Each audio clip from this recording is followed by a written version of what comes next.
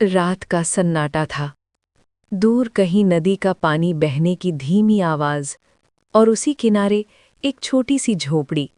यहीं जन्म हुआ था एक लड़की का, जिसका नाम रखा गया नीलावंती। लेकिन उसके जन्म के साथ ही उसकी माँ इस दुनिया को छोड़ गई।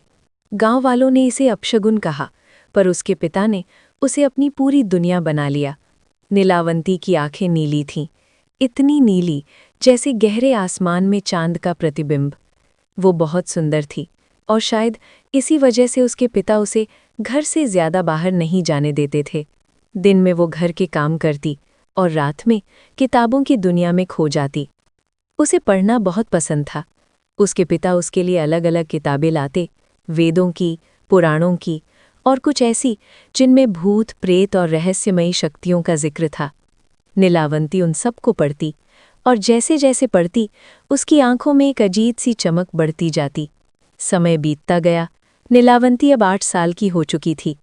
उसका घर गांव से दूर एक नदी के किनारे और जंगल के पास था।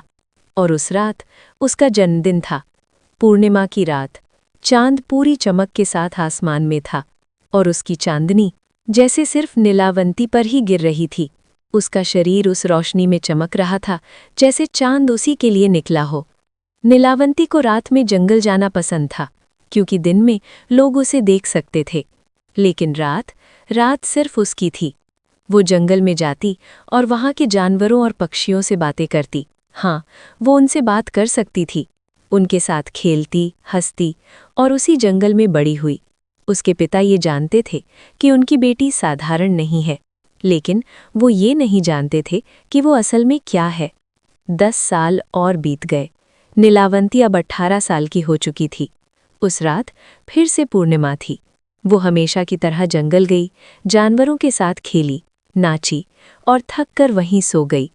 कुछ देर बाद जब उसकी आंख खुली तो वो जंगल में नहीं थी। वो एक अजीब सी जगह पर खड़ी थी। चारों तरफ सन्नाटा और सामने एक विशाल महल। वो धीरे धीरे आगे बढ़ी और जब उसने नीचे देखा तो उसकी सांसें रुक गईं। वो ऊपर थी, इतनी ऊपर कि उसे पूरी पृथ्वी दिखाई दे रही थी और वहीं से उसे अपना घर भी दिख रहा था।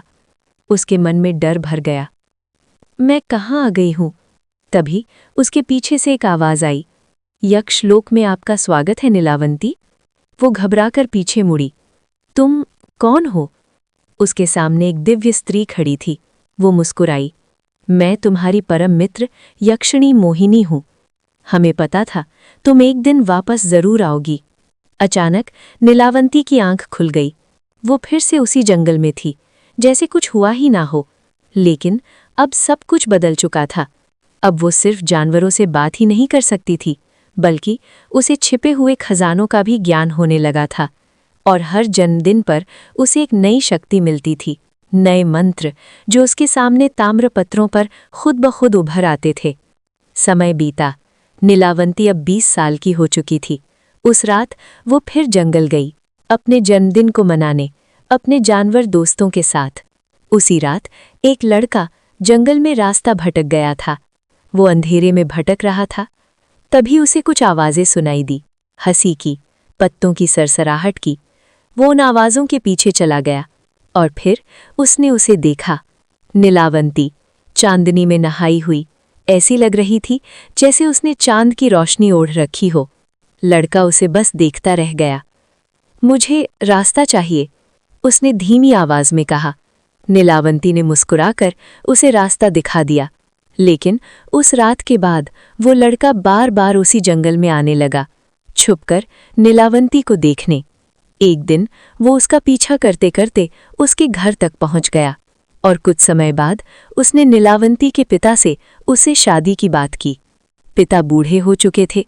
उन्होंने हाँ कर दी, लेकिन नीलावंती से कहा, कुछ भी हो जाए अपने पति को अपनी शक्तियों के बारे में मत बताना। नीलावंती ने वचन दिया और उनकी शादी हो गई। कुछ ही समय बाद उसके पिता इस दुनिया को छोड़ गए। दिन बीतते गए और फिर आया उसका 21वां जन्मदिन। उस रात उसे एक नई शक्ति मिली, भविष्य देखने की। वो ध्यान में बैठी और जो उसने देखा उससे उसकी रूह कांप गई। उसने देखा वही आदमी जो उससे बेहद प्यार करता था, उसका पति। वो उसे मार रहा था, छुरी से, बार बार। नीलावंती की आंख खुली। उसकी सांसें तेज थीं, दिल जोर से धड़क रहा था। क्या ये सच होगा या वो अपनी किस्मत बदल पाएगी? क्योंकि कुछ रहस्य ऐसे होते हैं जो प्यार से नहीं, खून से पूरे होते हैं। कहानी जानने के लिए देखें आहट डर की शुरुआत। लाइक, सब्सक्राइब और शेयर ज़रूर करें।